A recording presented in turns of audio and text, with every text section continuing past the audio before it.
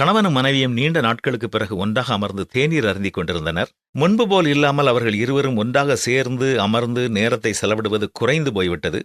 தேநீர் அருந்திக் கொண்டிருந்தபோது மனைவி மௌனத்தை கலைத்து, உங்களிடம் நான் நிறைய சொல்ல வேண்டும். இப்போதெல்லாம் நாம் இருவரும் சேர்ந்து உட்கார்ந்து பேசக்கூட நேரமில்லை என்றாள். இதைப்பற்றி நான் நிறைய யோசித்து இந்த சூழ்நிலையை சமாளிக்க ஒரு தீர்வு கண்டுபிடித்துள்ளேன். கணவர் தலையை அசைத்தார். மனைவி மேஜையின் மீது 2 டைரிகளை கொண்டு வந்து வைத்தாள். இந்த 2 டைரிகளில் ஒன்று உங்களுக்கு, மற்றொன்று எனக்கு.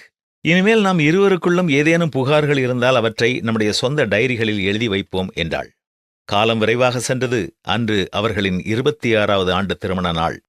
கணவன் மனைவி இருவரும் சாப்பாட்டு மேசையில் அமர்ந்து தேநீர் அருந்திக் கொண்டிருந்தனர். அவர்களின் டைரிகள் அருகில் வைக்கப்பட்டு அவற்றை ஒருவருக்கு ஒருவர் மாற்றிக்கொண்டனர். தேநீர் அருந்தி முடிப்பதற்கு முன்பு கணவர் தன்னுடைய மனைவியின் டைரியை படிக்கத் தொடங்கினார். என்னை ஒரு ஹோட்டலுக்கு அழைத்து செல்வதாக உறுதியளித்தீர்கள், ஆனால் அதை நிறைவேற்றவில்லை.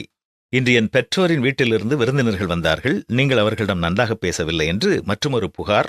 அடுத்து பல மாதங்களுக்குப் பிறகு நீங்கள் எனக்கு ஒரு புடவை வாங்கி வந்தீர்கள், ஆனால் அது பழைய வடிவமைப்பை கொண்டிருந்தது என்பது போல பல புகார்கள் எழுதப்பட்டிருந்தன.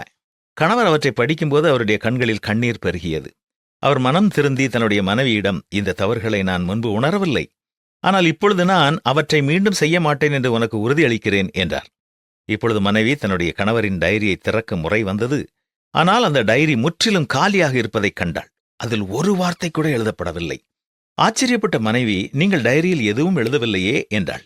கணவர், கடைசி பக்கம் பார், நான் அங்கே ஏதோ எழுதினேன் என்று பதிலளித்தார்.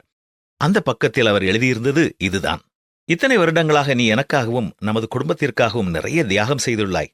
எங்களுக்கு மிகுந்த அன்பை கொடுத்திருக்கிறாய். உன்னிடம் எந்த குறைகளும் இல்லை என்பதல்ல, ஆனால் உன் அன்பு, அர்ப்பணிப்பு மற்றும் தியாகங்களுடன் ஒப்பிடும்போது உன் குறைகள் எதுவும் அற்பமானவை.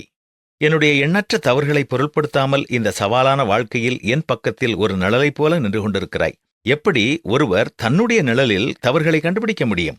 இப்போது மனைவியினுடைய கண்கள் கண்ணீரால் நிறைந்திருந்தன. அவள் தன் கணவனின் கையில் இருந்த தன் புகார் டைரியை வாங்கி கிழித்து அதை எறிந்தாள்.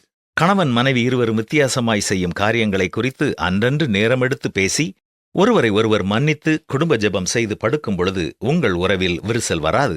நம் அனைவரிடத்திலும் குறைகள் உண்டு. அதை மேற்கொள்ள கணவன் மனைவி ஒருவருக்கு ஒருவர் உதவி செய்து தவறுகளை மனதில் வைத்துக் கொண்டே இருப்பதை விட்டுவிட்டு நல்ல காரியங்களுக்காக ஒருவரை ஒருவர் பாராட்டி வாழ்வதே மகிழ்ச்சியான வாழ்க்கை. ஒருவரை ஒருவர் தாங்கி ஒருவர் பேரில் ஒருவருக்கு குறைபாடு உண்டானால் கிறிஸ்து உங்களுக்கு மன்னித்தது போல ஒருவருக்கு ஒருவர் மன்னியுங்கள். பூரண சற்குணத்தின் கட்டாகிய அன்பை தரித்துக் கொள்ளுங்கள் என்பதுதான் பரிசுத்த வேதம் நமக்கு கற்றுக் கொடுக்கும் சத்தியம். புரிந்து கொள்வோமா?